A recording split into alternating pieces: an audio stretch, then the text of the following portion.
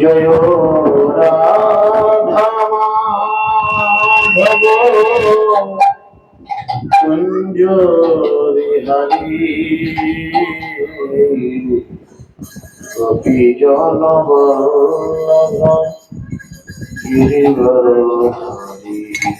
জয় রাধা মাধব কুঞ্জ বিহারী গোপী জন বল্লভ গিরিবর হরি।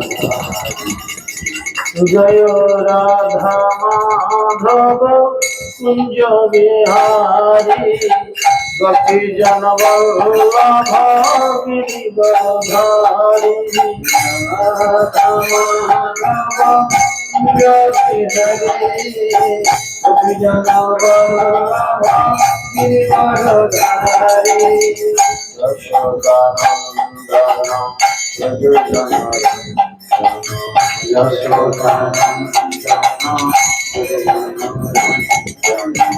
যশোদানন্দন যশোদানন্দন ব্রজ জনরঞ্জন যশোদানন্দন ব্রজ জনরঞ্জন যমুনা মন চারি যমুনা মন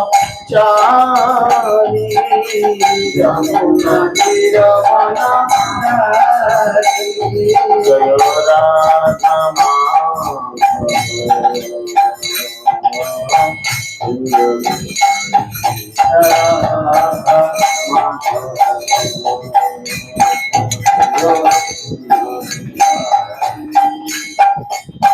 Hare Krishna, Hare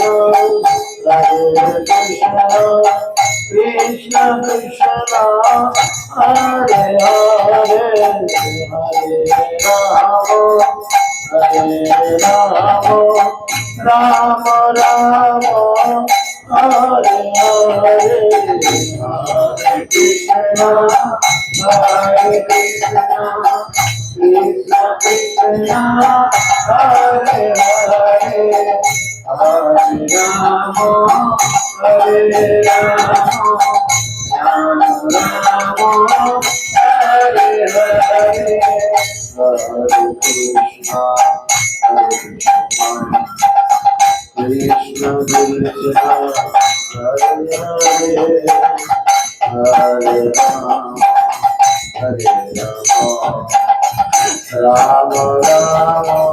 Krishna, Krishna Krishna, Krishna Krishna, Hare Hare Rama, Hare Rama, Rama Rama,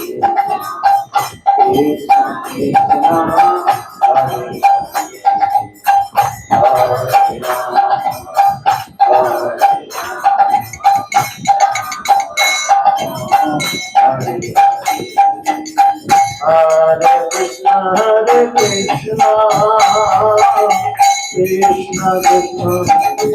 Krishna, Krishna Krishna,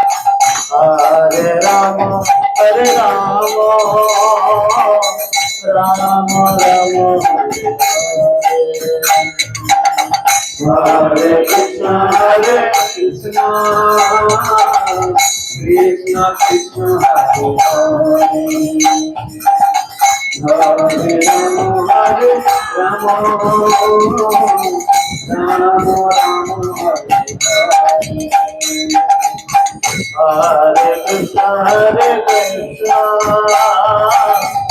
Krishna Krishna, Hare Hare, Hare Rama, Hare Rama,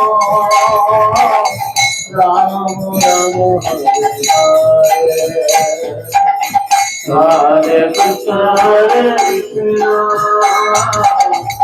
Krishna, Krishna Krishna, Hare Hare, Hare Rama, Hare Rama, Rama Rama, Nitai Gauranga Jaya, Nitai Gauranga Jaya, Nitai Gauranga Jaya, Nitai Gauranga Jaya, Nitai Gauranga, Nitai Gauranga Jaya, Nitai Gauranga, Nitai Gauranga Gauranga জয় নিতাই গৌরাঙ্গ নিতাই গৌরাঙ্গ জয় নিতাই গৌরাঙ্গ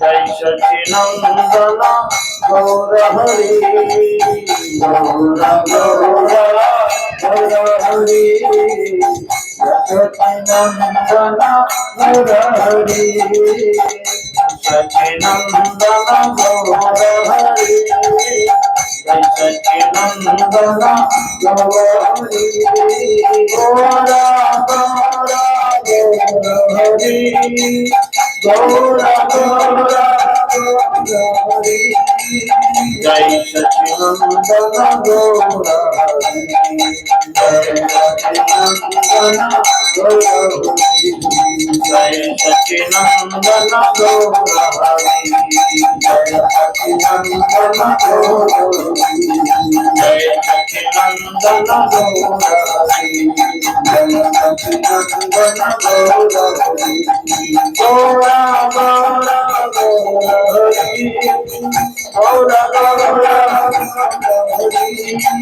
জয় সচিনন্দন গৌর হরি জয় সচিনন্দন গৌর হরি নিতাই গৌরাঙ্গ জয় নিতাই গৌরাঙ্গ নিতাই গৌরাঙ্গ জয় নিতাই গৌরাঙ্গ নিতাই গৌরাঙ্গ জয় নিতাই গৌরাঙ্গ নিতাই গৌরাঙ্গ জয় Nitai Gauranga Nitai Nitai Nitai Nitai Nitai Gauranga Nitai Nitai Nitai Nitai Nitai Gauranga Nitai Nitai Nitai Nitai Nitai Gauranga Nitai Nitai Nitai Nitai Gauranga Nitai Nitai Nitai Nitai Nitai Gauranga Nitai Nitai Nitai Nitai Nitai Gauranga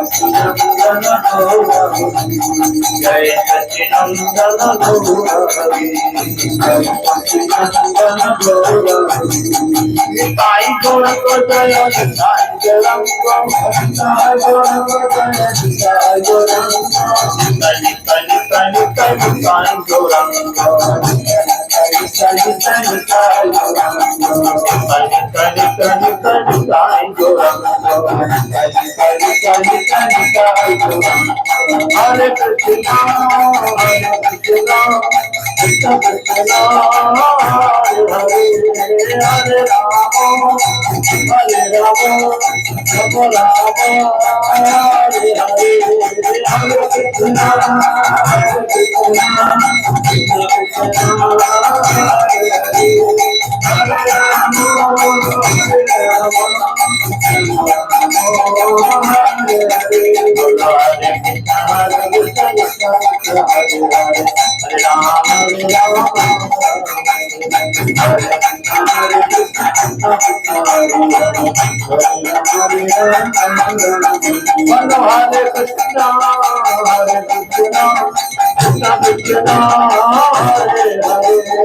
Hare Rama Hare Rama Rama Rama Hare Hare Hare Krishna Hare Krishna Krishna Krishna Hare Hare Hare Rama Hare Rama Hare Krishna, Hare Krishna, Krishna Krishna, Hare Rama, Hare Rama,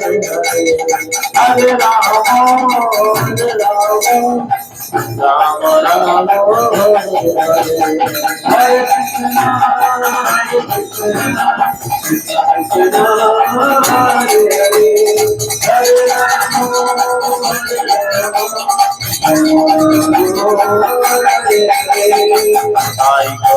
Jaya Sai Gauranga, Sai Gauranga Jaya Sai Gauranga, Sai Sai Sai Sai Sai Gauranga, Sai Sai Sai Sai Gauranga, Radha Madhav Jaya Radha Madhav, Radha Madhav Jaya Radha Madhav, Radha Madhav Jaya Radha Jaya Radha Madhav Jaya Radha Madhav, Radha Madhav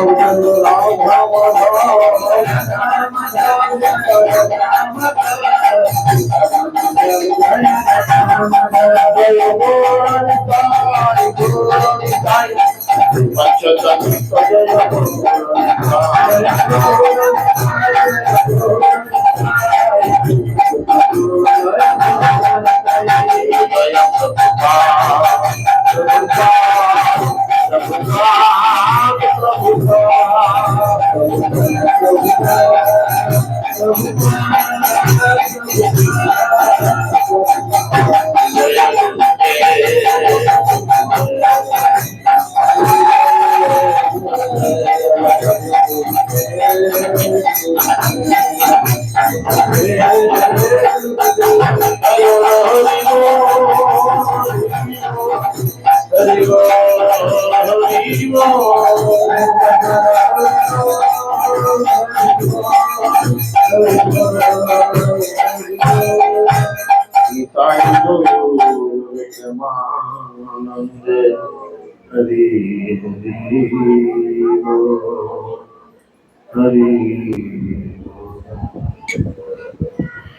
Om Jnanam Timiram Shalankaya Chakshurunmilitam Jnana Tasmai Shri Namo Vishnupadaya Krishna Pristhaya Srimate Jayapataka Swaminiti Namo Acharya Padaya Nitai Kripapradaya Gurukatha Bharamudaya Nagaravatarini Namo Vishnupadaya Krishna Pristhaya Bhutale Srimate Bhaktivedanta Swamiti Namo Namaste Saraswati Deve Gauravani Pracharine Nirvishesha Shanyavade Paschatadeshatarine Jaya Sri Krishna Chaitanya Prabhu Nityananda Shri Advaita Gadadhar Sivasati Guru Bhakta Hare Krishna Hare Krishna Krishna Krishna Hare Hare Hare Ram Ram Ram Hare সকলে জোড়াত করুন আর আমার পরে পরে বলুন ওম নমো ভগবতে বাসুদেবায় ওম নমো ভগবতে বাসুদেবায় ওম নমো ভগবতে বাসুদেবায়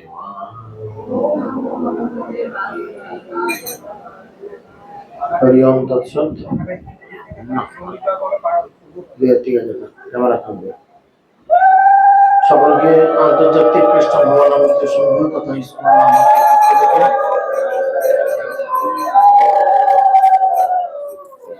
প্রীতি শুভেচ্ছা এবং অভিনন্দন। আপনারা অল্প বিস্তর সকলেই প্রায় জানেন যে এখন মহিমান্বিত পুরুষোত্তম মাস চলছে। কে কে জানেন একটু হাত তোলেন। এখন পুরুষোত্তম মাস চলছে, কে কে জানেন? এবার কে কে জানেন এখন মল মাস চলছে? হাত তোলেন।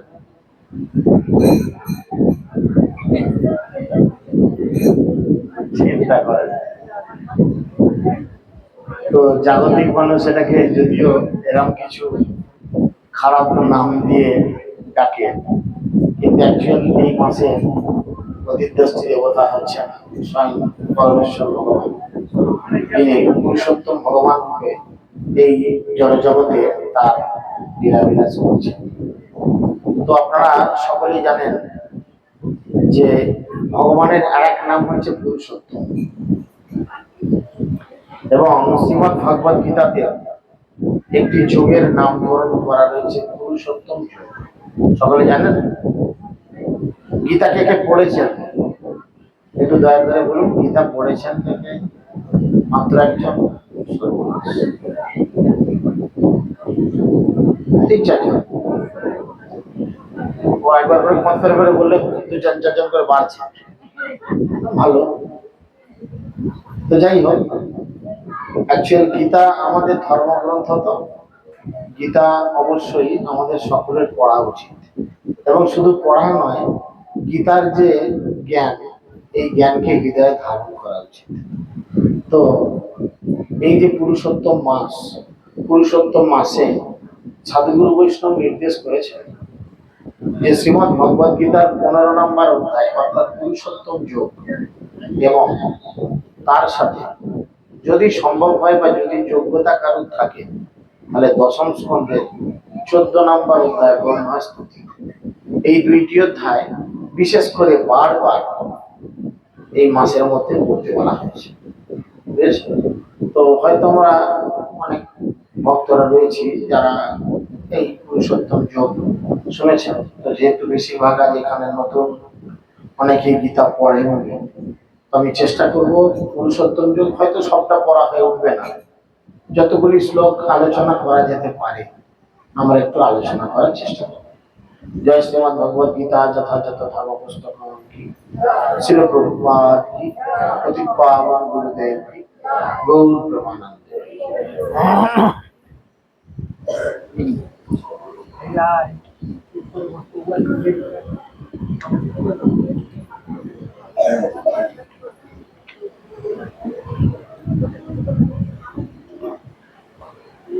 তো এই পুরুষোত্তম যোগটা কি?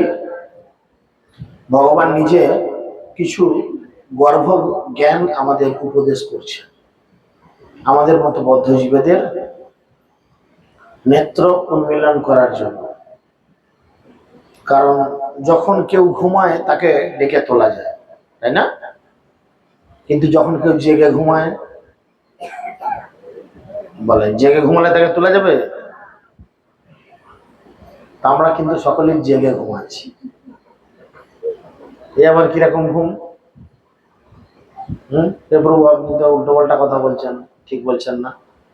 আমি তো রাতে যখন ঘুমিয়ে যাই কই জেগে থাকি না। আমার মা বলে, আমার বউ বলে তুমি তো নাক ডেকে ডেকে ঘুমাও, ওই জেগে তো নাই। তাহলে আপনি বলছেন জেগে ঘুমাচ্ছি। হ্যাঁ, আমি বলছি জেগে ঘুমাচ্ছি। কেন না, এমন দুর্লভ মানব দেহ পেলাম আর পেয়ে তার প্রকৃত সৎ উপযোগ করলাম না, সেটা জেগে ঘুমানো না? আপনি মনুষ্য শরীর পেলেন একটা বিশেষ কাজের জন্য, অথচ সেটার প্রকৃত ইউটিলাইজেশন করলেন না, এটা কি জেগে ঘুমানো না? তাই ভগবান শ্রীকৃষ্ণ পুরুষোত্তম যোগে আমাদের বোঝানোর জন্য প্রথম থেকে বলছেন। শ্রী ভগবান উবাচ ঊর্ধ্বমূলম অধো শাখম অসত্যম প্রভু অব্যয়ম ছন্দংসি যস্য পর্ণানি জাতং বেদস বেদবিদ। অর্থাৎ ভগবান বলছেন, শ্রী ভগবান কহিলেন, বেদবাণী কর্মকাণ্ডী সংসার আশ্রয় নানা জনি প্রাপ্ত হয়, কভু মুক্ত নয়। আপনারা সকলে জানেন বেদ কি? বেদ কি?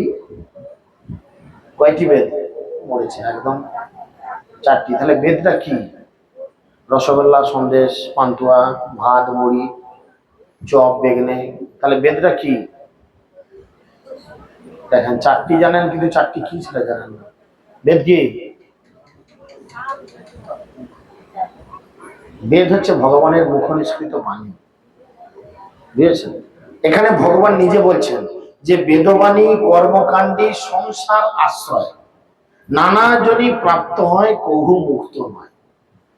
এই বদ্ধ জগতের মানুষ যদি বেদের পুষ্পিত বাক্যে পাগল হয়ে বেদকে আশ্রয় করে জীবনযাপন করেন, তাহলে কি হবে? তাহলে সে নানা জনই ঘুরবে, কখনো মুক্ত হতে পারবে না। কেন না? সংসার যে বৃক্ষ, সেই অসত্য অব্যয়, ঊর্ধ্বমূল অর্ধ শাখা নাহি তার ক্ষয়। এই সংসার কিরকম না? একটা উল্টানো অসত্য বৃক্ষের মতো। গাছকে উল্টানো অবস্থায় দেখেছেন? কোথায় দেখেছেন? ঝড়ে পড়ে গেলে। আর ঠিক উল্টানো অবস্থা, একদম 360 ডিগ্রি উল্টানো। মানে আমরা দেখি গোড়াটা নিচে, ওপর দিকে গোড়া, আমরা দেখি উপরের দিকে ডাল, নিচের দিকে ডাল। এই জগতে এই গাছ দেখা যায় কোথায় বলেন তো? পুকুর পাড়ে, জলেতে ছাওয়া পড়ে, তখন দেখতে পাবেন। তো এই সংসার হচ্ছে এই উল্টানো অসত্য বৃক্ষের মতো। অসত্য, এবার ধরুন একটা গাছ, যে কোনো একটা গাছ আপনি মনের মধ্যে ধরেন, উপর দিকে তার গোড়া, নিচের দিকে ডালপালা। গোড়াতে অত ডালপালা বা পাতা কোনো ঝামেলা আছে কি? নেই। যত ডগের দিকে যাবেন তত ডালপালা, তার আবার ডালপালা, ইত্যাদি ইত্যাদি।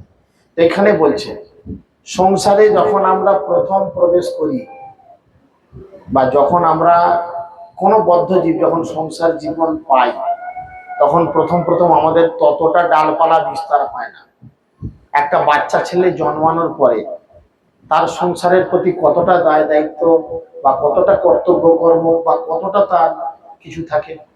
কিছু থাকে? কিছু থাকে না। যে মহিলা তাকে মাতৃস্নেহে যত্ন করে, যদি তাকে কোনোদিন পরিচয় না দেয়, সে সেই মহিলাটাকে মা বলে মনে করে। ছোট্ট বাচ্চাকে ডিএনএ টেস্ট করায় যে না, আমি দেখি এই মেয়েটাই আমার মা কিনা। যে তাকে স্তনপান করায়, যে তাকে আদর যত্ন করে, খাতির করে, ভালোবাসে, খেতে পড়তে দেয় বা ইত্যাদি স্নান আদি করায়, সে তাকেই মা বলে মনে করে না? এই সংসারে দেখুন প্রথম বন্ধন আরম্ভ হয় ঠিক ধীরে ধীরে। এই সংসারকে বন্ধনের কারণ বলে ভগবান উল্লেখ করছেন। কেন বন্ধনের কারণ? কেন? ভগবান যদি জানে যে এই সংসার বন্ধনের কারণ, তাহলে জেনে বুঝে কেন আমাদের এই বন্ধনের মধ্যে ফেলে দিচ্ছে? সরকারের মদের দোকানে লাইসেন্স দেওয়ার মতো হচ্ছে না ব্যাপারটা? বা সরকারের পান বিড়ি সিগারেট বিক্রি করার মতো বিষয়টা হচ্ছে না? গুটখায় বা সিগারেটের প্যাকেটে অনেকটা জায়গা জুড়ে লেখা থাকে তামাক ক্যান্সারের কারণ, থাকে না? ঘাড় এখন কেউ লাড়বে না, তুই ঘাড় লাড়ছিস তখন তুই খাস, ঘাড় লাড়িয়ে নিয়ে থালি ফেঁসে যাবে, দেখবেন লেখা থাকে। খেতেই হবে, তার কি মানে আছে? রাস্তায় প্যাকেট পড়ে থাকলেও তো দেখা যায়, তাই নাকি? দেখবেন বিড়ি সিগারেটের প্যাকেটের গায়ে যদি কোনোদিন দেখতে পান, হাতে নিয়ে নয় অন্তত, রাস্তায় পড়ে আছে, দেখবেন লেখা আছে তামাক ক্যান্সারের কারণ, এবং অনেকটা জায়গা জুড়ে লেখা আছে। তো যারা খাচ্ছে তারা খাচ্ছে কেন? আর সরকারি বিক্রি করতে দিচ্ছে কেন? কেন দিচ্ছে? যদি না দেয় কি হবে?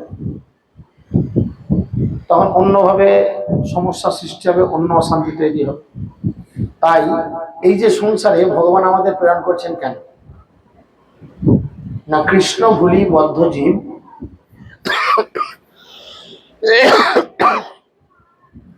অনাদি বহির্মুখ।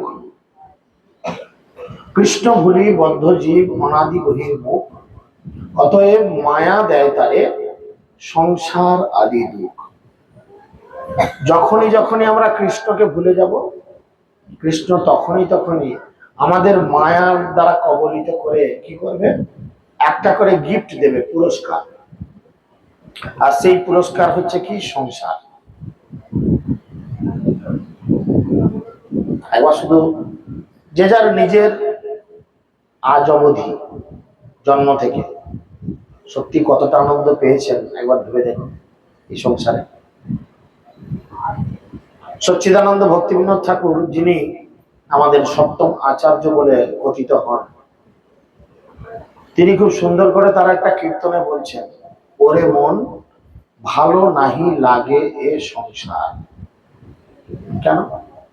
কেন ভালো লাগে না? সুন্দরী বউ আছে, ফুটফুটে বাচ্চা আছে, 4 চাকা গাড়ি আছে, 2 তলা 3 তলা বাড়ি আছে, ভালো চাকরি আছে, হ্যাঁ, দামি দামি আসবাবপত্র আছে, ব্যাংক ব্যালেন্স আছে, কোটি কোটি টাকা ব্যাংকে ঢোকানো আছে, বহু টাকার সম্পত্তি আছে, তবু তুমি পাগলের মতো বলছো ওরে মন ভালো নাই লাগে সংসার। তোমার কি মাথা পাগল? কেন সংসার ভালো লাগে না তিনি কেন ব্যাখ্যা করছেন না, জন্ম মরণ জরা যে সংসারে আছে ভরা, তাতে কি বা আছে বলো সার? দেখাতে পারবেন একটা সংসারে জন্ম মৃত্যু জরা ব্যাধি এই 4 সমস্যার বাইরে আছে কি? এমন কোন সংসার দেখাতে পারবেন যে সংসারে আজ পর্যন্ত কারোর মৃত্যু হয়নি? পারবেন? এমন কোন সংসার দেখাতে পারবেন যে সংসারে কেউ আজ পর্যন্ত জন্মায়নি? এমন কোন সংসার দেখাতে পারবেন যে সংসারে আজ পর্যন্ত কেউ বুড়ো বা বুড়ি হয়নি? এমন কোন সংসার দেখাতে পারবেন যে সংসারে আজ পর্যন্ত কেউ রোগাগ্রস্ত হয়নি, কারো রোগ জ্বালা হয়নি? এখন কেউ যদি এক্সারসাইজ করে শরীরকে ফিটও রাখি, বলতে পারে তর্কের খাতিরে, না প্রভু আমার কোনো শারীরিক সমস্যা নেই, সুগার নর্মাল, প্রেশার নর্মাল, খিদে ভালো, দেখুন আপনার মতো পেট মোটা নয়, আমার একদম 6 প্যাক, আপনার যেমন 1 প্যাক, এরকম নয়, আমি একদম ফিট। কিন্তু আমরা সকলেই একটা না একটা রোগে ভুগছি, এবং সেই রোগটা সবার ক্ষেত্রে কমন, আমার ক্ষেত্রে যেমন আপনাদের ক্ষেত্রেও তেমন। কি রোগ? না, যেটা বললেন সেটাই, কিন্তু সেটা একটু অন্য নাম করো। মানসিক রোগ অবশ্যই, কিন্তু কি মানসিক রোগ? না, কৃষ্ণকে ভুলে থাকা রোগ, ভব রোগ, মানে ভুলে থাকা রোগ। ওই ভুলে গেছি, পাঠিয়ে দিচ্ছে নাও সংসারে চাকরি, পিসিং অ্যান্ড পিসিং, সারা জীবন এই চলছে। চিন্তা করেন, জন্ম থেকে মৃত্যু পর্যন্ত সারা জীবনই চলছে। এঘোর সংসারে পড়িয়া মানব না পায় দুঃখেরও শেষ, সাধু সঙ্গে হরি ভজে যদি তবে হয় অন্ত ক্লেশ। অন্ত মানে, অন্ত মানে কি? শেষ। ক্লেশ মানে হচ্ছে কষ্ট। এই সংসারে পড়ে আমরা এইরূপ কষ্ট পাচ্ছি, আর এই কষ্টগুলির শেষ কখন হবে? কখন শেষ হবে? যখন আমরা সাধু গুরু বৈষ্ণবদের সাথে হরিনাম করব, তখন ধীরে ধীরে ধীরে ধীরে এই দুঃখ কষ্টের শেষ হতে আরম্ভ করবে। তখন মানুষ অল্পতে সন্তুষ্ট হবে, তখন মানুষ একটুতে সন্তুষ্ট হবে, তখন বলবে না যে আমাকে 2000 টাকার মাইনের চাকরি করতে হবে, আমাকে 10,000 টাকার মাইনের চাকরি করতে হবে, ইত্যাদি ইত্যাদি কোন রকম কথা সে বলবে না। পুকুর চেঁচাচ্ছে না, সে মনের ভাব প্রকাশ করছে, হয়তো আমরা বুঝছি না। সে হয়তো জেনেছে আজকে পতিত পাবন গৌর নিতে এসেছে, সবাই হাত তুলে হরে কৃষ্ণ হরিবল বলছে, আমি কি আমার মনের ভাব গৌর নিতেকে জানাতে পারবো না? আমার কি ভগবান অধিকার নেই? আমি আমার মতো করে জানাই তোমাকে হরে কৃষ্ণ। কারণ মহাপ্রভু দেখিয়েছেন এই জগতে প্রেম পাওয়ার অধিকার সবার আছে, সবার আছে। শুধু আমরা মানুষ বলে আমাদের অধিকার আছে না, পশু পক্ষী কীট পতঙ্গ সবার অধিকার আছে ভগবানকে ভালোবাসা। কারণ ভগবান সকলের পিতা, ভগবান হচ্ছেন প্রত্যেকটা জীবের পিতা। তাই এই সংসারের মধ্যে তিনি আমাদের প্রেরণ করেন, আর কি করেন? বেদের পুষ্পিত বাক্যে কি করেন? তারা মোহিত হয়ে যান।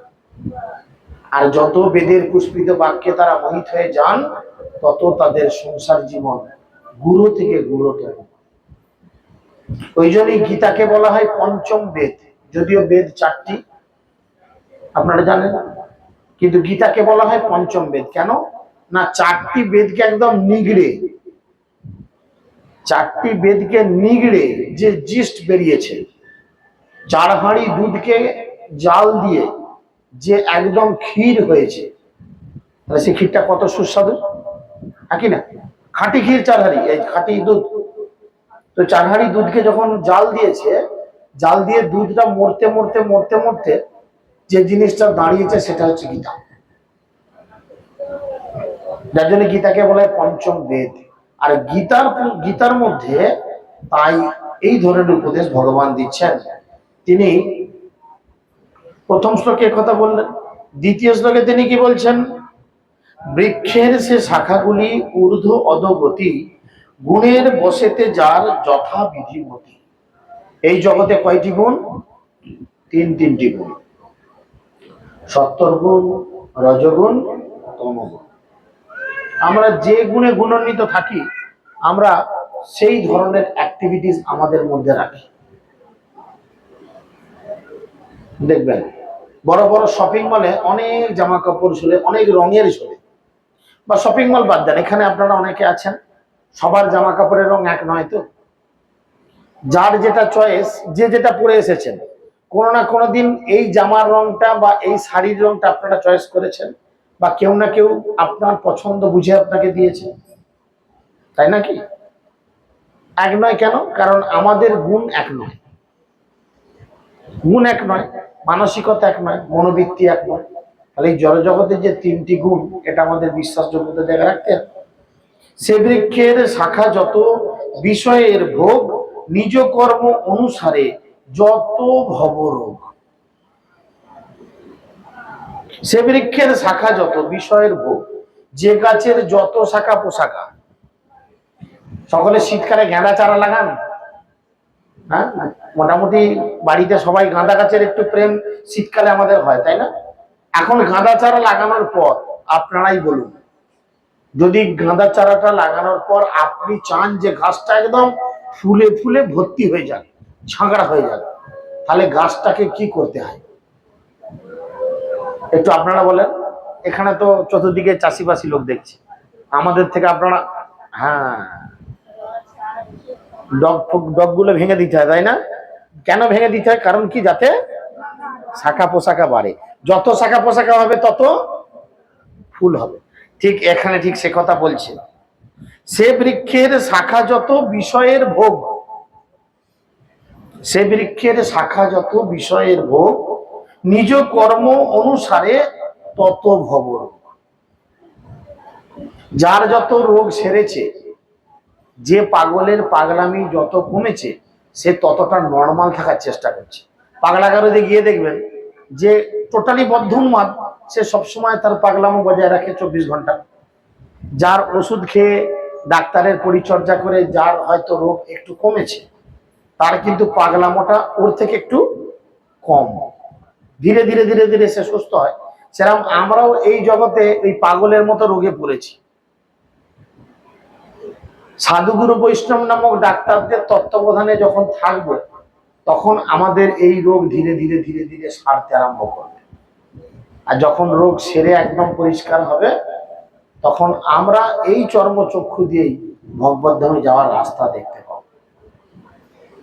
নাহলে আপনি খুঁজে বেড়ান, হে প্রভু তোমার কাছে যাওয়ার রাস্তা কোথায়? আপনি গুগল ম্যাপ খুলেন, গুগল ম্যাপ লিখেন গোলক বৃন্দাবন যাব, সে উত্তরপ্রদেশে বৃন্দাবনের রুট দেখিয়ে দেবে। এক্ষুনি খুলেন ম্যাপ, লিখুন বৈকুণ্ঠ যাব, Baikunth, way to Baikunth, Google ম্যাপকে বলুন, সে টোটাল সার্চ করবে, কোথাও খুঁজে না পেয়ে তারকেশ্বরে বৈকুণ্ঠপুর বলে একটা জায়গা আছে, ওইখানে দেখিয়ে দেবে। গুগল ম্যাপ তো এরকমই দেখায়, যেখানে না যেখানে খুঁজে আপনাকে ঢুকিয়ে দেবে, তাহলে পুকুরের পাড়ি হোক আর সমুদ্রের জলই হোক। কিন্তু প্রকৃত বৈকুণ্ঠ, প্রকৃত বৃন্দাবন যাওয়ার জন্য কি করতে হবে? ভগবানের আরাধনা করতে হবে এবং সেই চোখ প্রাপ্ত হতে হবে। তো সেই জন্য আমাদের সেইভাবে ভবরোগ হচ্ছে। বদ্ধজীব ঘুরে সেই বৃক্ষ ডালে ডালে, মনুষ্য লোক সে ভুঞ্জে নিজ কর্ম ফলে। বদ্ধজীব কি করে? নিজের কর্মের দোষে বিভিন্ন ডালে ডালে ঘুরে। এখানে ডাল মানে এক জীবন থেকে আর এক জীবন, আর এক জীবন থেকে আর এক জীবন। আমরা কেউ জানি যে আমরা কবে এই বদ্ধ দশায় পতিত হয়েছি? কেউ জানেন কেউ যে কবে আমাদের এরকম এই মৃত্যু লোকে? পৃথিবীটা হচ্ছে মৃত্যু লোক, এখানে সবাই মরতে এসেছে, কেউ বাঁচতে আসে। কেউ খারাপ ভাবে নেবেন না, এখানে সবাই আমরা এসেছি মরতে, কেউ বাঁচতে আসে। এই মৃত্যু লোকে আমরা কতবার জন্মেছি, কতবার মরেছি, কতবার মানুষ হয়েছি, কতবার কুকুর ছাগল গরু টিকটিকি গিরগিটি উট বাঘ ভাল্লুক বৃক্ষলতা হয়েছি, কেউ জানি? তার মানে কবে আমাদের বদ্ধ দশায় আমরা পতিত হয়েছি আমরা কেউ জানি না। কিন্তু এই সেই ধন্য কলিযুগ, যে কলিযুগে মহাপ্রভুর সৈনিকদের মাধ্যমে আমরা জানতে পারছি যে কেবলমাত্র হাতে তালি দিয়ে হরিনাম করার ফলেই এই বদ্ধ দশা থেকে মুক্ত হওয়া যায়। জেনেও যদি আমরা সেই পদ্ধতিকে গ্রহণ না করি, সেটা কি আত্মহত্যা নয়? গলায় দড়ি নিয়ে বিষ খাওয়া, ট্রেন লাইনে ঝাঁপ দেওয়া বা অন্যান্য পদ্ধতিতে নিজেকে মৃত্যুর মুখে ঠেলে দেওয়াকে আত্মহত্যা বলে না, তাকে বলে দেহের হত্যা। আত্মহত্যা কখন বলে? যখন সবকিছু জানার পরে আমি ইচ্ছাকৃতভাবে সেই সুযোগটাকে গ্রহণ করলাম না।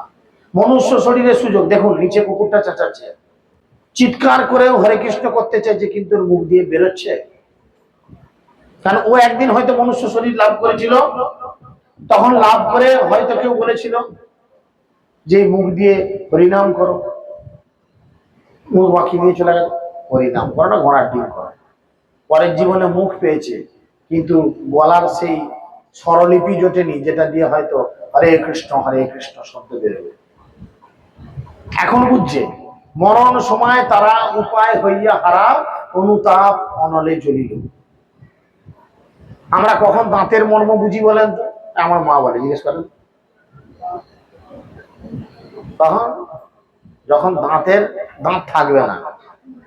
আমার বাবা মরার আগে যখন দাঁতগুলো চলে গেছিল, সব দাঁত থাকেনি, দু একটা ছিল, যে বাদাম ভাজা বা ওই ছোলা ভাজা দিয়ে দিলে কিরম করে খেত, খানিকক্ষণ চুষতো, চুষে তো স্বাদ পাবে না। বাদাম ভাজা বা কলাই ভাজা দাঁতে যতক্ষণ না পিসা হচ্ছে তার স্বাদ বোঝা যাবে? চুষলে স্বাদ বোঝা যায়? চুষে থু করে ফেলে দিচ্ছে, ধর স্বাদ নাই। তার মানে কি সত্যি কি বাদাম ভাজা কলাই ভাজা স্বাদ নেই? স্বাদ অবশ্যই আছে, কিন্তু যতক্ষণ দাঁত ছিল তখন সেই দাঁত দিয়ে কিন্তু আমি তার স্বাদ নেওয়ার চেষ্টা করিনি। ছেড়ে দাও, যে যেখানে বসছে বসুক, ছাড়ো, চুপ করো। সেই জন্য বিষয়টা হচ্ছে ঠিক এরকম। এই দুর্লভ মানব দেহ পেয়েছি, কি কারণে পেলাম সেটা আমরা একটু চিন্তা করলাম না। এমন দুর্লভ মানব দেহ পাইয়া কি করো, ভাবো না কেউ ভাবি না এই মানব দেহ কেন পেলাম। ভাবি লাড়ে লাপ্পা মারে ধাপ্পা করে কাটিয়ে দিই, এর জন্যই মানব জীবন। শাস্ত্র কি বলছে, কেন আমরা মানব জীবন পেলাম? কেন পেলাম না? কৃষ্ণ ভজিবার তরে সংসারেতে আসলি, মিছে মায়ায় বদ্ধ হয়ে বৃক্ষ সমহলি। কি বৃক্ষ? এই বৃক্ষ। সেই বৃক্ষের কথা এখানে ভগবান আলোচনা করছে। আমরা এই লাইনটা সবাই জানি না, মিছে মায়া বদ্ধ হয়ে বৃক্ষ সমহলি। কিন্তু সেই বৃক্ষ কি বৃক্ষ? এই বৃক্ষ, যে বৃক্ষের কথা ভগবান এখন নিজের মুখে বলছেন। বদ্ধ জীব ঘুরে সেই বৃক্ষ ডালে ডালে, মনুষ্য লোক সে ভুঞ্জে নিজ কর্মফলে। আমরা কেন বিভিন্ন দেহপ্রাপ্ত হই, এর জন্য দায়ী কে? আমার বাবা, আমার মা, আমার জ্যাঠা কাকা, আমার বাড়ির লোকজন। আমার বিভিন্ন শরীর প্রাপ্ত হওয়ার জন্য দায়ী কে? আমি নিজে। কারণ আমি চেয়েছি। আমার স্বামী এখন আমাকে মদ খেয়ে দমে গোড়ালছে, আর চোখের জল ফেলছি, বলছি কেন আমার কপালে বাবু এমন জুটলো? হয়তো আগের জীবনে কালী পুজোয় তোমাদের পাড়ার মদনা মদ খেয়ে দমে নেচেছে, তুমি বলছো মদনদা নাচে দেখেছিস, মদ খেলেও হেভি নাচে কালী পুজোয়, কোমরের ভাঁজটা কি দেয় নেচে, খুব পছন্দ হয়েছে। আর ভগবান গীতাতেই বলছেন চতুর্থ অধ্যায়, যে যথামাং প্রপদ্যন্তে তাংস্তৈব ভজাম, যে যেভাবে আমার কাছে আত্মসমর্পণ করবে আমি তাকে সেরাম পুরস্কারে পুরস্কৃত করবো।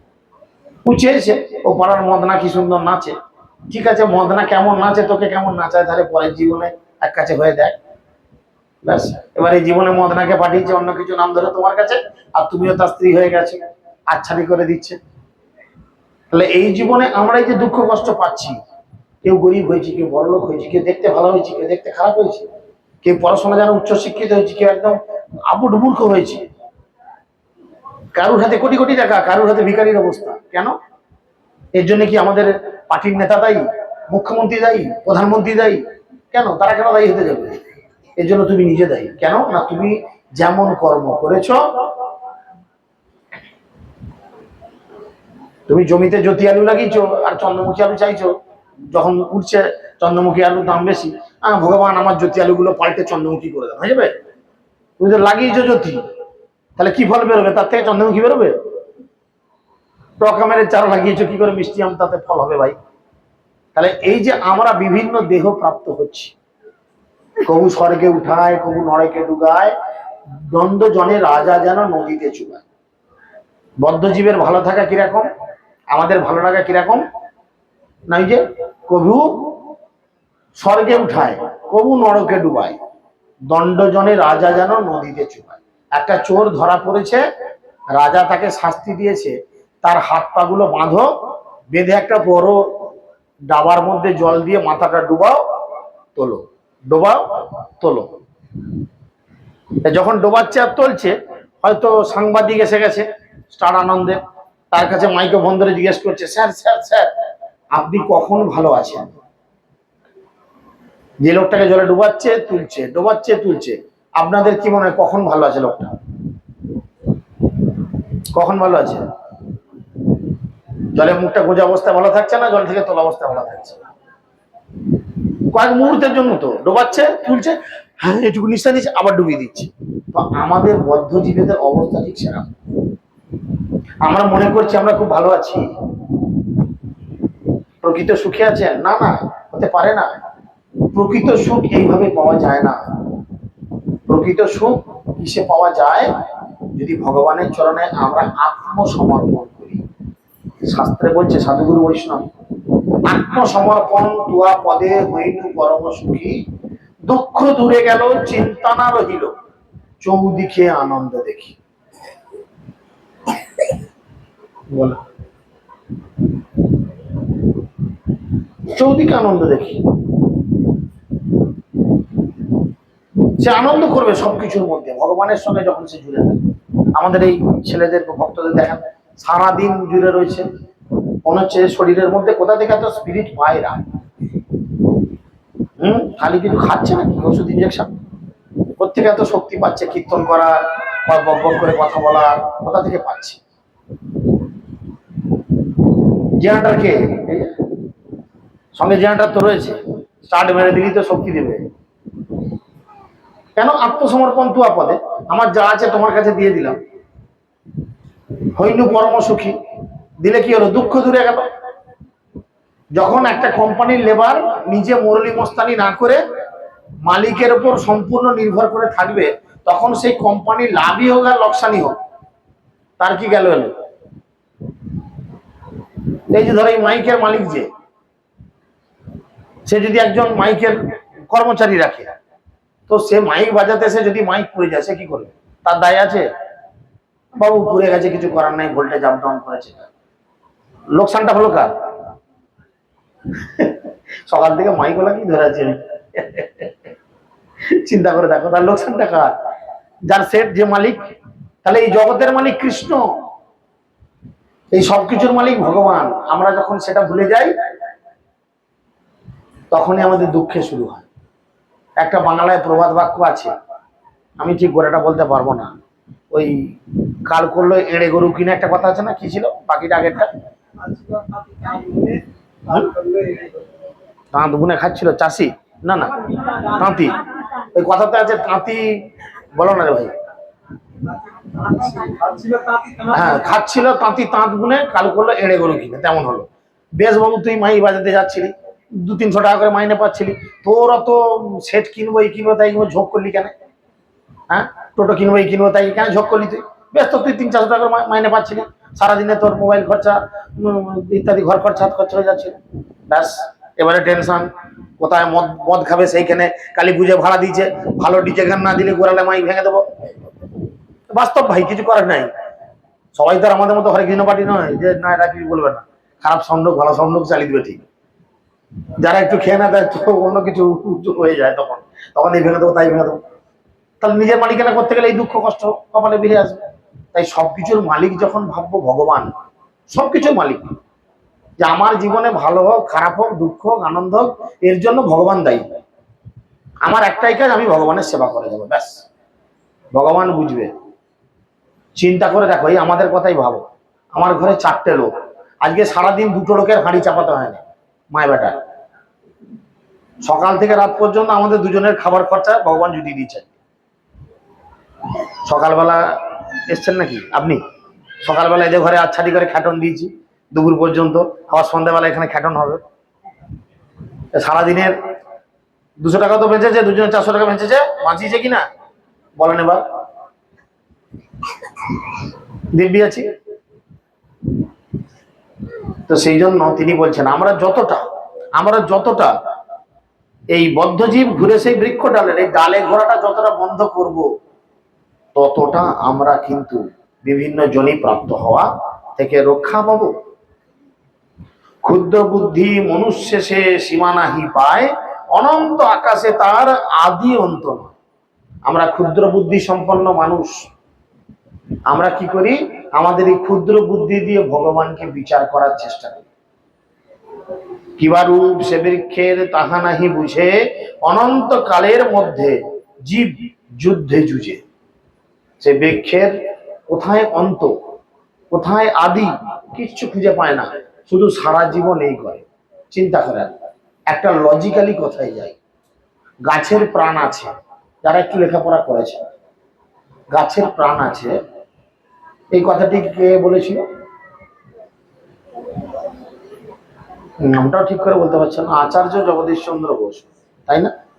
কত বছর আগে বলেছিল? আমি লজিক্যালি যাচ্ছি, কিন্তু কত বছর আগে বলেছিল? 200, 250, 300, 500? জগদীশের বয়স কত আমি তো জানি না, বলবি কত বছর? আচ্ছা একটা আন্দাজ ধরে নেন, 200 বছর আগে।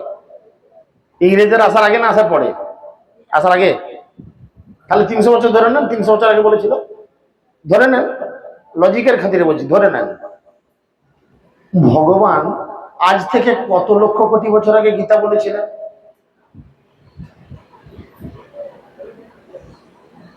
গীতাতে লেখা রয়েছে কত লক্ষ বছর আগে। প্রথম এই জ্ঞান তিনি বিবস্বানকে দেন 840 কোটি সৌর বৎসর পূর্বে। তখন তিনি বলেছিলেন যে 84 লক্ষ জনি আছে, তার মধ্যে 4 লক্ষ মনুষ্য জনি। অনেকে কপাল কুচকাচ্ছেন কেন? না, গীতার জ্ঞান তো 5000 বছর আগে বলেছিল, আমি শুনেছি না। ভগবদ গীতা 4th অধ্যায় খুলুন, 1, 2, 2 শ্লোক পড়ুন, সেখানে পরিষ্কার করে লেখা আছে যে এই জ্ঞান প্রথম আমি কাকে দিই? বিবস্বানকে দিই। আজ থেকে শেষ লাস্ট আপডেট হয়েছিল, যেমন ফোনে আপডেট দেখায় লাস্ট আপডেট কত তারিখে, তেমন এই গীতার লাস্ট আপডেট ভার্সন হয়েছিল আজ থেকে প্রায় 5500 বছর পূর্বে কুরুক্ষেত্রের রণাঙ্গনে অর্জুনের কাছে। এটা last update, it is not first update. First update আজ থেকে 840 কোটি সৌর বৎসর পূর্বে। তখন তিনি বলেছিলেন 84 লক্ষ জনি আছে। জনি মানে 84 লক্ষ শরীর আছে এই গোটা ব্রহ্মাণ্ডে, তার মধ্যে 4 লক্ষ মনুষ্য জনি, 9 লক্ষ জলচর, 20 লক্ষ, 20 লক্ষ বৃক্ষ। তাহলে অলরেডি তিনি তো আজ থেকে এত বছর আগে বলেই দিয়েছে যে 20 লক্ষ বৃক্ষ জনি আছে, মানে 20 লক্ষ বৃক্ষ নামক জীব রয়েছে। তা তুমি বাবা 250-300 বছর আগে এসে এমন কি নতুন ইনভেনশন করলে, একটু বুঝিয়ে দিন তো আমাকে। হ্যাঁ, আমি জানতাম না, আমার কাছে সেটা উপস্থাপিত হয়েছে। সে গীতার কথা তো অনেকেই জানেন না, আপনি যদি না পড়েন তাতে আমার কি করার আছে? গীতা তো আজকের কথা নয়, আমার বাবাও জন্মানোর আগে থেকে শুনছে গীতা, আমার ঠাকুমার নামও ছিল গীতা, তা বলে কি আমার ঠাকুমা গীতা? বলেন এবার। অনন্ত কোটি কাল ধরে কিন্তু এই গ্রন্থ সনাতন গ্রন্থ হয়ে রয়েছে, আমরা সেই গ্রন্থটাকে ঠিক মতো পড়ি না, জানার চেষ্টা করি না, তাই আমরা এর জ্ঞানটাকে যথাযথভাবে গ্রহণ করতে পারি না। সেই জন্য এখানে তিনি বলছেন, সে অসত্য বৃক্ষ হয় সুদৃঢ় সে মূল কাটিতে হয় শত শত ভুল। এই মায়া নামক অসত্য গাছ এমন ভাবে রয়ে যায়, এই মায়া নামক অসত্য গাছ এমন ভাবে রয়ে যায় যে আপনার কোন রকম কাটারি কুরুল করাত বা এখন এই নতুন মেশিন উঠেছে গাছ কাটার, ভর ভর করে শব্দ হয় চালালে, এই কোন মেশিন দিয়ে আপনি এই অসত্য গাছের মূল ছেদন করতে পারবেন না। সবকিছু যন্ত্র আপনার ভেঙে যাবে, পরিষ্কার ভগবান বলছেন।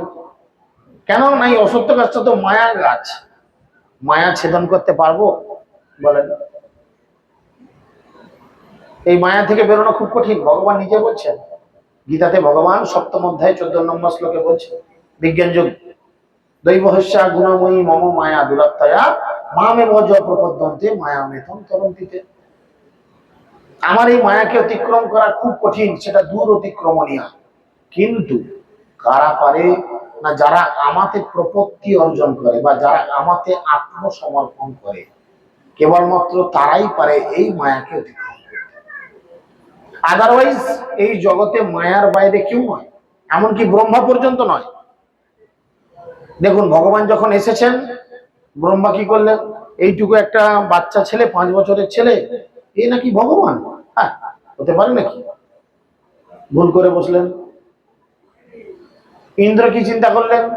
বা বইটুকু ছেলের কথা শুনে গোটা বৃন্দাবনবাসীরা আমার পুজো দিয়ে বন্ধ করে দিল, ঝড় জল বৃষ্টি দিয়ে বৃন্দাবনকে ভাসিয়ে দিলেন। বহু লীলা আছে, আমি ডিটেলসে যাচ্ছি না। তো তারা একদিন না একদিন তো ভুল বুঝতে পারলো যে না রে ভাই, ধানি লঙ্কা হলেও এর ঝাল আছে, লঙ্কার ধর্ম ঝাল, সাইজ ছোট হোক আর বড়ই হোক, ভগবান ভগবান তার সাইজ ছোট। তিনি দেখিয়েছেন মাত্র 7 বৎসর বয়সে, 5 বৎসর বয়সে তিনি কত অলৌকিক লীলা করেছেন। গিরিরাজ গোবর্ধনকে বাঁ হাতের কেড়ে আঙুলে তুলেছেন।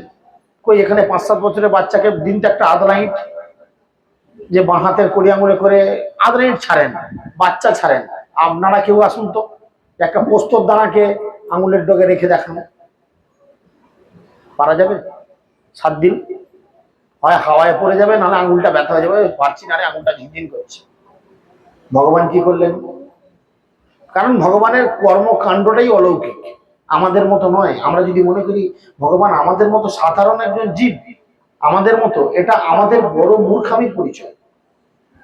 আর কেবলমাত্র কি গোল্ডেন অপরচুনিটি আমাদের জন্য, দেখুন, কেবলমাত্র যদি আমরা এই কর্মকাণ্ডটুকু জেনে যাই, ভগবান নিজে বলছেন তুমি শুধু জেনে যাও, জেনে গেলে তোমাকে আর দ্বিতীয়বার জন্ম নিতে হবে না এই মৃত্যু লোকে।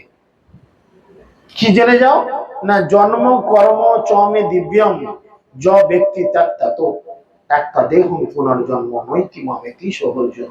হে অর্জুন, আমার জন্ম আর কর্ম দুটোই দিব্য। দিব্য মানে সাধারণ লোকের মতো নয়। বলেন, 3 দিনের বাচ্চা, আপনারা নাকি মা আছেন, আপনারা বলুন তো, যখন আপনাদের বাচ্চাদের বয়স 3 দিন ছিল, তারা আপনার স্তন ঠিক করে টেনে খেতে পারতো?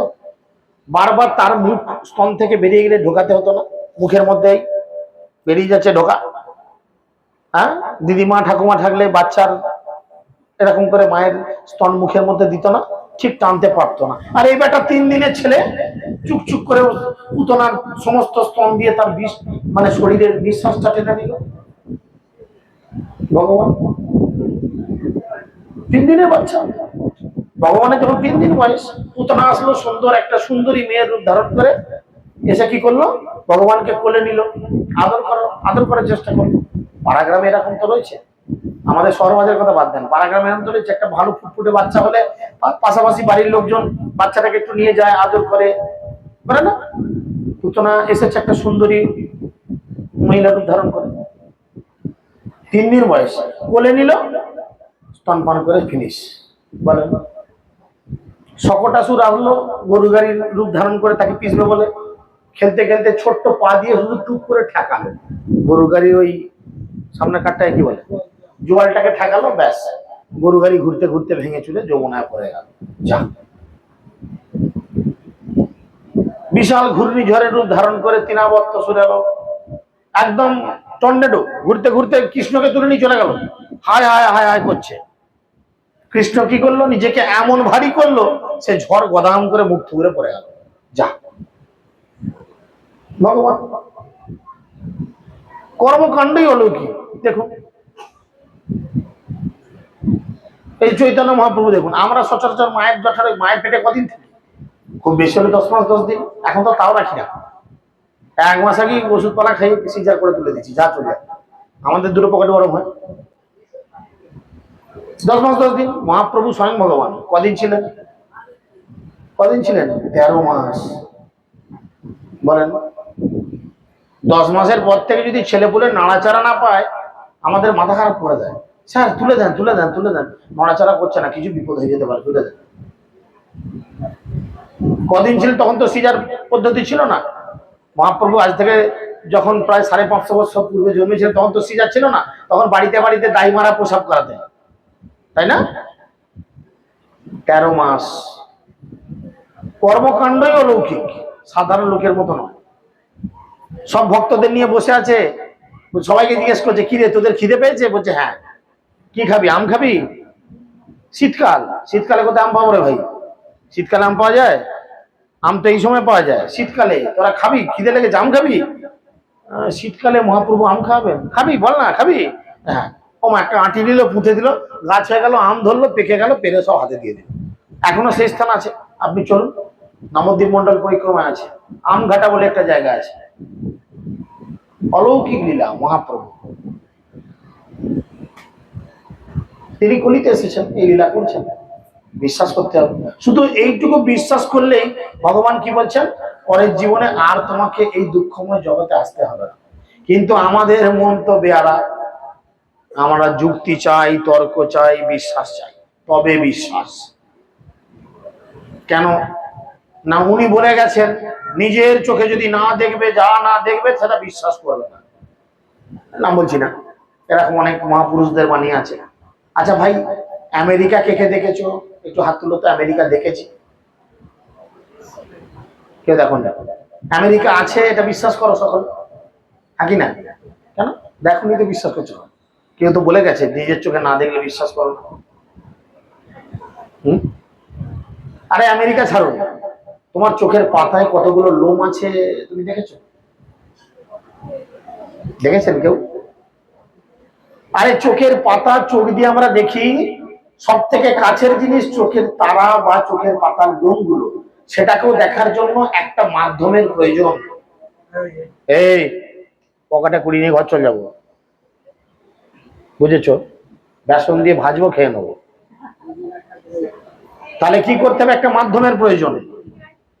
আর ডাকতে হবে না, থাক, ডাকলে আবার ঝামেলা করবে। বলেছি ভয় খেয়ে গেছে, বেসন দিয়ে আমি খেয়ে ফেলবো, এত বড় পেট, ভয় খেয়ে গেছে। মাধ্যম, চোখের এই লোমগুলোকে দেখার জন্য একটা মাধ্যমের প্রয়োজন আছে। সে মাধ্যমটা হচ্ছে আয়না। সেরাম ভগবানকে দর্শন করার জন্য একটা মাধ্যমের প্রয়োজন, আর সেই মাধ্যম হচ্ছেন গুরুদেব। আমরা গুরু গ্রহণ করব না, আর নিজেরা মুরলি ওস্তাদি করে বলবো আমি ভগবানকে দেখতে চাই, আমি ভগবানকে উপলব্ধি করতে চাই। এটা কি করে সম্ভব? চোখের মনির সব থেকে কাছের বস্তুটা দেখার জন্য যদি একটা মাধ্যমের প্রয়োজন হয়, ভগবান তো এখান থেকে অনন্ত কোটি মাইল দূরে আছেন, তাকে দেখার জন্য মাধ্যমের প্রয়োজন করবে না? ক্যামেরায় রেকর্ডিং হচ্ছে, এই ভিডিওটাকে দেখার জন্য একটা মাধ্যমের প্রয়োজন পড়বে। আমি ইচ্ছা করলে আপনাদের দেখাতে পারবো না। কেন না? আপনাদের দেখার জন্য ইউটিউবে যেতে হবে, গিয়ে আমাদের চ্যানেলকে সাবস্ক্রাইব করতে হবে, করে তবে সেখানে ভিডিওগুলো, এই ক্লাসগুলো দেখতে পাবো। তার জন্য একটা মাধ্যম। আমি যতই কেরামতি মারি আইফোন নিয়ে, হবে না। তো বিষয় হচ্ছে সেটাই। তাই যে কোনো বস্তু দর্শনের জন্য মাধ্যমের প্রয়োজন। তিনি বলছেন যে এই মূল সহজে কাটা যায় না, সে অসত্য বৃক্ষ হয় সুদৃঢ় যে মূল, সে মূল কাটিতে হয় শত শত ভুল। অনাসক্তি এক অস্ত্র, সে মূল কাটিতে সেই সে দৃঢ় অস্ত্র সংসার জিনিতে। তাহলে এই গোড়া কাটার জন্য একমাত্র অস্ত্র কি না? অনাসক্তি। তার মানে বৈরাগ্য। বৈরাগ্য কাকে বলে? বৈরাগ্য কথার মানে কি? বৈরাগ্য মানে ভগবানে আসক্তি আর বিষয়ে অনাসক্তি। বিষয় মানে কি? টাকা পয়সা, গাড়ি বাড়ি, ধন দৌলত, স্ত্রী পুত্র কন্যা, যা কিছু ভগবান বাদে যা কিছু আছে এগুলো হচ্ছে বিষয়। চিন্তা করে দেখেন, লক্ষ্মী ভান্ডার তো ঘেরে উঠে গেছে, এখন অন্নপূর্ণা ভান্ডার আসছে। ওই বিভিন্ন ইয়ের দোকানগুলো যেগুলোতে প্রিন্ট আউট করছে কম্পিউটারের এর দোকানে বা বিভিন্ন সেন্টারে যেখানে ফর্ম বিলি হচ্ছে, লোকের গুঁতোগুঁতি দেখেছেন? কেন? বিষয়, টাকা পাবো বিষয়। সাধুগুরু বৈষ্ণব বলছেন, বিষয়ে যে প্রীতি এবে আছে আমার, সেই মতো প্রীতি হোক প্রভু চরণে তোমার। আমরা টাকা পয়সা গাড়ি বাড়ির পেছনে যেভাবে ছুটি, তার 10 ভাগের 1 ভাগ যদি ভগবানের দিকে ছুটি, আমাদের জীবন ধন্য হয়ে যাবে। চিন্তা করে দেখেন, চিন্তা করে দেখেন লক্ষ্মী ভান্ডারের টাকা ঢুকছে কিনা। আমরা মোবাইলে যতবার সার্চ করি, আঙুলটা যতবার স্ক্রিনে নাড়াই, জপের ব্যাগে আঙুলটা ঢুকিয়ে দিয়ে যদি মালাতে ততবার নাড়াতাম না, হয়তো 1 মালা জপ হয়ে যেত। কিন্তু আমরা সেটা করি না, কারণ বিষয়ের প্রতি আমরা লালায়িত হয়ে রয়েছি। তাই অনাসক্তি হচ্ছে সেই অস্ত্র যে মূলকে কাটবে। কাটিয়াছে বৃক্ষ মূল সত্যের সন্ধান, ভাগ্যক্রমে যার হয় তাতে অবস্থান। কারণ সবাই এই অনাসক্তিতে আসতে পারে না, আসতে পারে না, সবাই অনাসক্তিতে আসতে পারে না। কোন কোন ভাগ্যবান সেই অনাসক্তি আসে। কারণ আমরা সংসারে শুধু জড়িয়ে যাই, স্ত্রী পুত্র কন্যা টাকা পয়সা গাড়ি বাড়ি, এর মধ্যে শুধু জড়িয়ে যাই।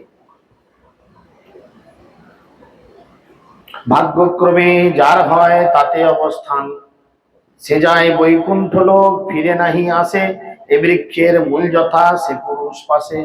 আর যদি কেউ একবার এই গোড়াটাকে কেটে ফেলে অনাসক্তি নামক অস্ত্রের দ্বারা, তাহলে কি হবে না, সে গোলক বৃন্দাবনে ফিরে যাবে।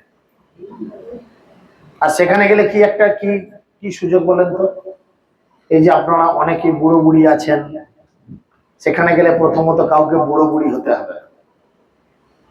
মানে চিন্তা করেন, গোদরেজ কোম্পানিকে কত বড় লোক করছে বাড়ির বউগুলো, বল করছেন না? হাত তুলবেন, কে কে মাথায় মাখেন? হ্যাঁ, এখানে হাত তুলবো না, অসম্ভব। চিন্তা করেন, গোদরেজ কোম্পানিকে কত বড় লোক করছি। শুধু আমরা করছি না, আমাদের যে কাজ করতে আসে পুরুলিয়া থেকে কিছু আদিবাসী, তাদের বউগুলো পর্যন্ত দেখছি গোদরেজ কোম্পানিকে বড় লোক করছে। করেছিস কি গো? বলছে দাদা থাকতে হবে না, একটু চাকুম চুকুম হয়ে মাথাগুলো। সবারই ভীষণ। চিন্তা করেন, একবার ওখানে চলে যান, ওখানে গেলে আর বুড়ো হতে হবে না, কালার করতে হবে না, এমনি কালার থাকবে, চামড়া কুচকে যাবে না। সেখানে গেলে আপনি সবসময় ইয়াং, কোন রোগ জ্বালার প্রকোপ সেখানে নেই। এখানে যেমন রোগে পড়ে আছি, মিষ্টি হাওয়া দিচ্ছে, বেশ দুলছি আর চোখটা বন্ধ হয়ে গেছে, বা দোলে দোলে গোড়া চাঁদ, এ বুড়ি তো গেলই ওদের মাথা উঠকে দেখো। বলো বলো, জিভ জাগো, বলো জিভ জাগো। না, ঘুমায়নি তো। ওই জন্যই বলে, কি বলে বলেন তো, সকালবেলা কৃষ্ণ ভজে কৃষ্ণ আসে, দুপুরবেলা কৃষ্ণ ভজে কৃষ্ণ আসে বা না আসে, আর সন্ধ্যাবেলায় কৃষ্ণ ভজে জমেত্র আসে। সকালবেলা আপনি হরিনাম করবেন মানে জীবনের প্রারম্ভে একদম শৈশব থেকে হরিনাম করবেন, কৃষ্ণকে পাবেন, অবশ্যই পাবেন। আর দুপুরবেলা মনে হচ্ছে আমাদের মতো মাঝ বয়সে, মাঝ বয়সে হরিনাম করবেন, কোনো গ্যারান্টি নাই কৃষ্ণ আসে বা না আসে। আর বুড়ো বয়সে জমের ত্রাসে। কিছু কিছু বাড়িতে দেখবেন সন্ধ্যা হলেই ঠং ঠং ঠং ঠং লেগে গেল। বৌমা জিজ্ঞেস করছে, ও মা রাত্রে কি তরকারি হবে? হরে কৃষ্ণ ডিমের ঝোল, হরে কৃষ্ণ ডিমের ঝোল। গোটা রাত আর্ধেক করে চালিয়ে যাও, হরে কৃষ্ণ হরে রাম।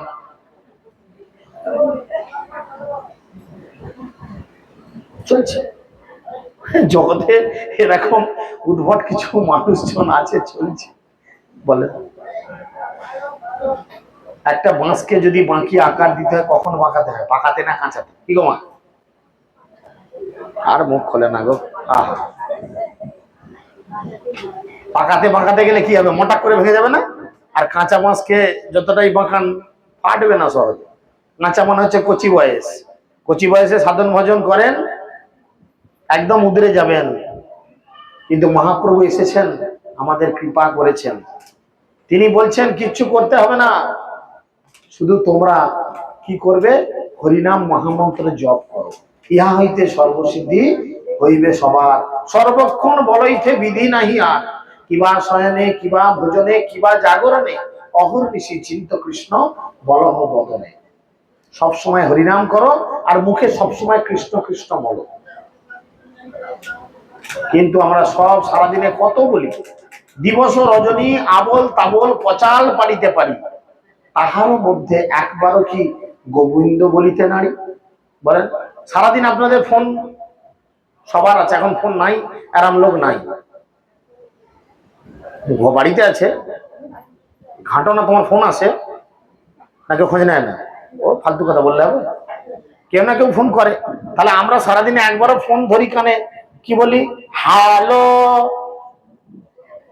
কেন ওই ইংরেজি কথাটা বাদ দিন না, যদি একটু নিজের বাবার নামটা বলেন, খুব লজ্জা লাগবে, মনে হবে না খুব ব্যাকওয়ার্ড, এরা ইলিটারেট কমপ্লিটলি, মনে হবে না অশিক্ষিত গেও। যদি হ্যালো কথাটা না বলে আপনি যদি একটু বলেন হরে কৃষ্ণ রাধে রাধে, না হ্যালো, এদিকে এইচ কেমন লিখতে হয় জানে না, এত গবেট মূর্খ, এইচ কি করে লিখতে হয় জানে না, এইচের দুটো ঠ্যাং নিচের দিকে মাঝে পেটটা কাটা, সেটাও এটাকে এইচ বলে সেটা জানে না, এদিকে বলছে হ্যালো। আর হ্যালো বানান কি বল তা তো জানি না, সবাই বলে আমিও বলছি। নিজের ধর্মটাকে নিজেকে চিনতে শিখুন, নিজের ধর্মটাকে ভালোবাসতে শিখুন।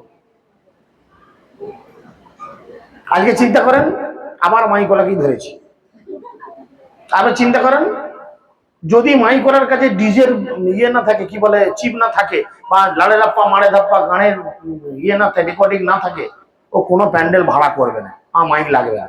তোমার কাছে এসব গান নাই, চলবে না, মাইক ভাড়া নেব। কটা মুসলমানদের মসজিদে ডিজে বাজে একটু দেখান তো, বাজে? অনেক মুসলমান বন্ধু তো আমাদেরও আছে, আপনাদেরও আছে, বাজে? তারা কিন্তু ধর্ম সম্পর্কে সিরিয়াস। আপনি মুসলমান 5টা লোকের কাছে গিয়ে তাদের আল্লাহ সম্পর্কে দুটো চারটে বাজে কথা বলুন তো, তোদের আল্লাহ 420 ফালতু, হাই এই করে তাই করে, থাবরে আপনার কানমুতারা লাল করে দেবে, পাড়ার লোক একসঙ্গে এসে ঝাঁটা পিটা করবে।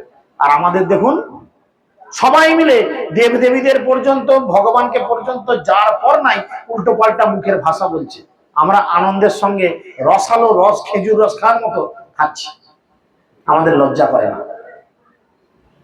আমরা নিজেদেরকে হিন্দু বলি, অথচ আমরা নিজেরা নিজেদের গ্রন্থ অধ্যয়ন করি না। একটা মুসলমানদের ছেলে কিছু করুক না করুক, মাথায় টুপিটা আটকে শুক্রবার দিনে নামাজ পড়ার সময় নামাজ পড়তে যায়, বুঝুক না বুঝুক কোরআন শরীফটা নিয়ে বসে। কিন্তু আমাদের কটা মানুষ গীতাটাকে নিয়ে বসেছে, গীতার শিক্ষাকে হৃদয়ে ধারণ করেছে না? আমরা জানি গীতা মানে মরলে শ্মশানে বুকে লাল কাপড় দিয়ে দিয়ে আসবে, আর নালে মরবে, ডেড বডি পড়ে থাকবে, পাশে একজন পঙ্গা পণ্ডিত বসবে, বক বক করে গীতা পড়বে না। গীতাকে মরার পরে ওই শ্মশানে বুকে চাপানো নয়, জীবিত অবস্থায় গীতার জ্ঞানকে হৃদয়ে ধারণ করুন, তবে আপনি ভগবত ধামে পৌঁছাবেন। নাহলে মরার পরে গীতাকে চাপানো মানে 10 গ্রাম কি 20 গ্রাম কি 100 গ্রাম হলো গীতার বডিটার ওজন বাড়বে, ওজন ওই বয়ে বাড়িয়ে লাভ নেই, হৃদয়ে জ্ঞানের ওজন বাড়ান, যে জ্ঞানের ওজনের দ্বারা আপনি গোলক বৃন্দাবন যাবেন, ভগবান স্বয়ং আসবেন আপনার হাত ধরে টানতে টানতে গোলক বৃন্দাবন নিয়ে যাবে। আপনি যদি তার কথা নাও চিন্তা করতে পারেন, তার একমাত্র অস্ত্র এখানে ভগবান বলছেন অনাসক্তি। সে আদি পুরুষে অদ্য কর যে প্রপত্তি, জনমাদি সে যাহা হতে প্রকৃত প্রবৃত্তি। নিরভিমান নির্মোহ সঙ্গদোষ মুক্ত, নিত্য নিত্য বুদ্ধি যার কামনা নিবৃত। এই অনাসক্তি কিভাবে আসবে না? যারা সঙ্গদোষ মুক্ত। বিড়ি খাওয়া আমরা কার কাছ থেকে শিখেছি? আমার মা শিখিয়েছে। বাবা দুটো আঙুলের ফাঁকে ধরো আর টানো, আমার মা শিখিয়েছে। মদ খাওয়া আমার মা শিখিয়েছে, খৈনি খাওয়া আমার মা শিখিয়েছে। কোথা থেকে শিখেছি আমি? কে শিখিয়েছে? বন্ধু সঙ্গ। তুই অল্প খাইয়া দেখ কেমন পাবি মজা, মদ খেলে আমি রাজা সবাই আমার প্রজা, তুই অল্প খাইয়া দেখ কেমন পাবি মজা। ব্যাস, বিড়ি খা বিড়ি খা, শেষের পেছনটা টানতে দারুণ লাগে, আর সুখ টান, খেয়ে দেখ। কারা শিখিয়েছে? সঙ্গ দোষ। বলছে অনাসক্তি আসার জন্য এই সঙ্গ পরিত্যাগ করতে হবে। সকালে এই ঠাকুমার বাড়িতে বলছিলাম যে সরঙ্গ শরণাগতির জন্য 6টা জিনিস দরকার ছিল, তার মধ্যে কি? ভক্তি অনুকূল গ্রহণ, ভক্তি প্রতিকূল বর্জন। ভক্তিতে যেটা আমাকে সহায়ক করবে তাকে গ্রহণ, যেটা আমাকে ভক্তিতে বিঘ্ন করবে তাকে ছাড়তে হবে। তাহলে এরকম সঙ্গের লোক আগে পরিত্যাগ করতে হবে, তবে আমার নিত্য বুদ্ধি আসবে। সুখ দুঃখ দ্বন্দ্ব মুক্ত জড় মূর্ধ নয়, বিবিজ্ঞ পুরুষ পায় সে পদব্যয়। সে আকাশে জ্যোতির্ময়ে সূর্য বা শশাঙ্ক, অবশ্যক নাহি তথা কিবা সে পাবক। আমাদের আকাশকে আলোকিত করার জন্য সূর্য বা চাঁদের প্রয়োজন, তাই না? সূর্য বা চাঁদের প্রয়োজন, তবে আমাদের আকাশ আলোকিত হয়, আমরা চতুর্দিক দেখতে পাই। কিন্তু সেই ভগবানের সেই ধাম, সেখানে সূর্য বা চাঁদ নেই। তাহলে সেখানে সব অন্ধকার না বড় জেনারেটর লাগানো আছে? কি আছে? ভগবানের এবং সমস্ত ভক্তদের দেহ নির্গত রশ্মি ছটা অটোমেটিক্যালি ধীরে ধীরে ধীরে ধীরে সেই ধামকে আলোকিত করে।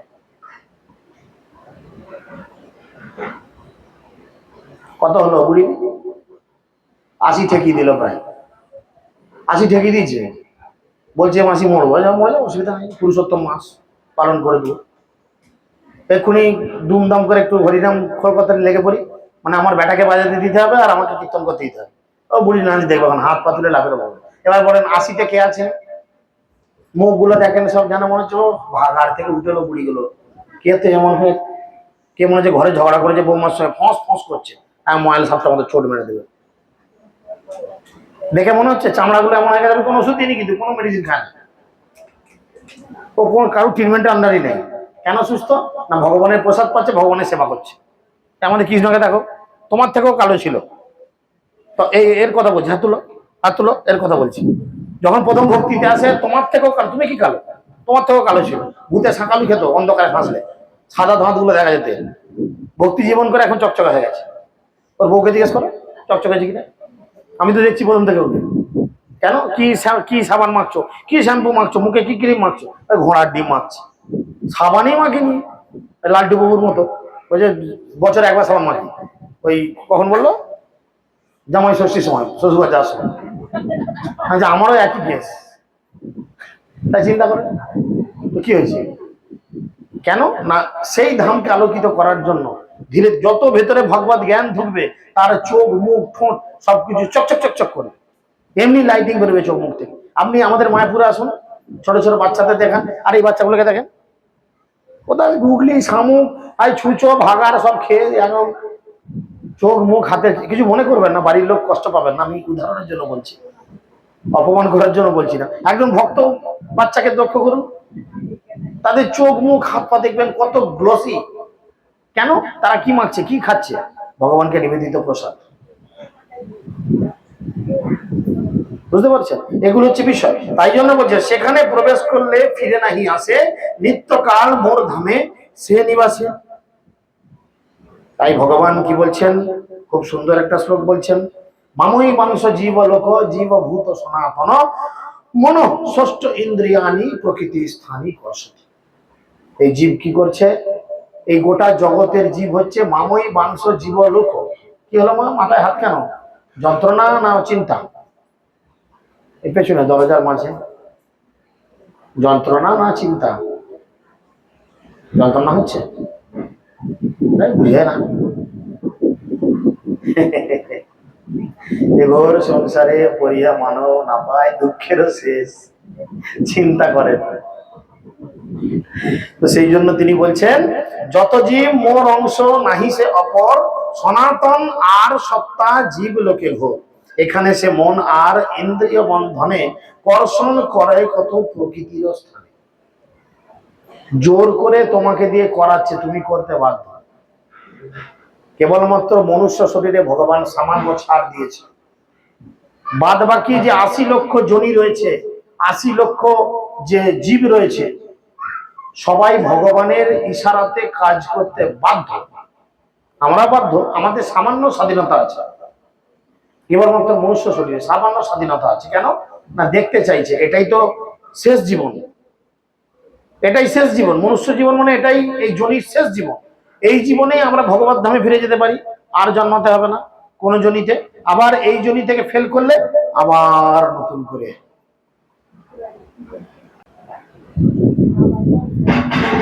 আবার নতুন করে জন্মানো হবে।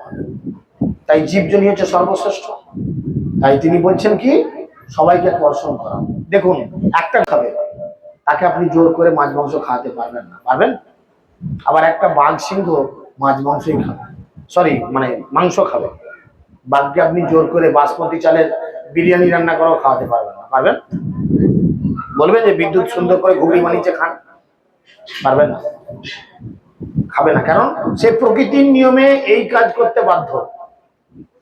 আমাকে টাইম দিয়েছে 8:30 পর্যন্ত, আমাকে বকতে বলেছে, ওই জন্যই বকছি, না হলে আমি পালাতাম ঘর থেকে 3বার ফোন করেছে। ভোরবেলা বেরিয়েছি, এখনো ঘর ঢুকিনি। ভাবছে পুরোটা মরলো না গেল বুড়িকে নিয়ে। তাহলে সেরকম চিন্তা চলছে। তো সেই জন্য কি করছে, আমাদের এই জগতে কর্ষণ করতে আমরা বাধ্য, বুঝতে পেরেছেন? তাই এই মনুষ্য শরীরে স্বাধীনতা দিয়েছে। কিসের স্বাধীনতা? ভগবানকে কাছে পাওয়ার স্বাধীনতা, ভগবত ধামে ফিরে যাওয়ার স্বাধীনতা। সেই স্বাধীনতা আমরা ভগবানকে নিবেদিত খাদ্য গ্রহণের মাধ্যমে, ভগবানের এই নাম গ্রহণ করার মাধ্যমে, ভগবানের নাম প্রচার করার মাধ্যমে সেই স্বাধীনতাকে প্রকৃত স্বাধীনতায় রূপান্তরিত করতে পারবে। হরে কৃষ্ণ হরে কৃষ্ণ।